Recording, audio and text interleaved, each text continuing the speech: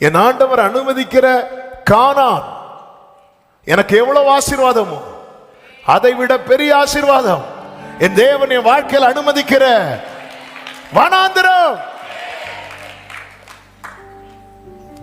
ஏன்னா வனாந்திரத்துல போக கானான்ல வச்சு தகுதிப்படுத்த மாட்டார். ஆனா கானானுக்கு போக அங்க போயிட்டாலே செட்டில்டு.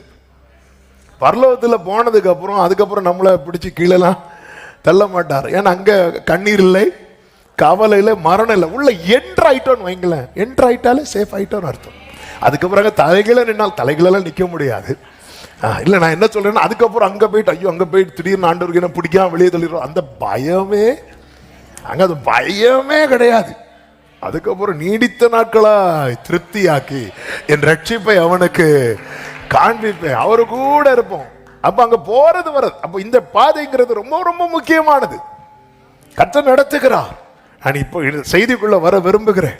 அப்போ ஒரு தேவ பிள்ளை இதை மனசுல பதிய வைக்கணும். இந்த வழியா என்னை நடத்தி, இந்த வழியா, இந்த வனாந்தர வழியாய் உங்களை நடத்தி கொண்டு வந்த என்று வேதத்திலே சொல்லப்பட்டிருக்கிறது. வனாந்தர வழியாய். அப்ப தேவன் எந்த பாதை நமக்கு தெரியும். இது நம்ம என்னதான் சொன்னாலும் கர்த்தர் இதுல காம்ப்ரமைஸே ஆக மாட்டார். கொஞ்சம் சுத்தினாலும் பரவாயில்ல, கால் வலிச்சாலும் பரவாயில்ல, அவன் செருப்புக்கு நான் கேரண்டி கொடுக்குறேன்னு தான் சொல்லுவாரே தவிர, ஆமென் உனக்கு பாதையை நான் சுருக்கிறேன்னு சொல்லவே மாட்டார்.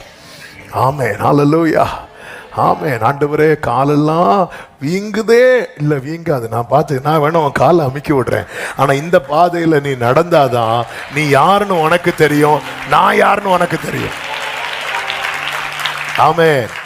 கர்த்தர் கீலேயாத்துக்கும் லீபனோனுக்கும் சொல்லும்படி வரும். இந்த கீலேயாத்தினாலே நமக்கு உடனே ஞாபகத்துக்கு வருகிற ஒரு வார்த்தை உண்டு. கீலேயாத்துல பிசின் தைலம். எரேமியா 8:22 ஆண்டவர் எரேமியாவை கொண்டு கேட்கிறார், கீலேயாத்தில் பிசின் தைலம் இல்லையோ, ரண வைத்தியனும் அங்கே. அப்ப கீலேயாத்துல என்ன இருக்கிறது? பிசின் தைலம் இருக்கிறது. இந்த பிசின் தைலத்துடைய விசேஷம் என்ன அப்படின்னா, எப்பேற்பட்ட வியாதியை குணமாக்குற அந்த பவர் அந்த தைலத்துக்கு இருக்கு. எனவே தான் நீங்க இது ரொம்ப காஸ்ட்லி, இது ரொம்ப காஸ்ட்லி. எனவே தான் நீங்க கவனிச்சிங்கன்னா தெரியும், யோசேப் இஸ்மவேலர்கிட்ட விற்பாங்கல்ல, இந்த இஸ்மவேலர் எங்க போயிட்டு வருவாங்க தெரியுமா? கீலேயாத்துல போய், ஆதியாகமம் 37:25 இருக்கு, கீலேயாத்துல போய் பிசின் தைலத்தை வாங்கிட்டு வருவாங்க.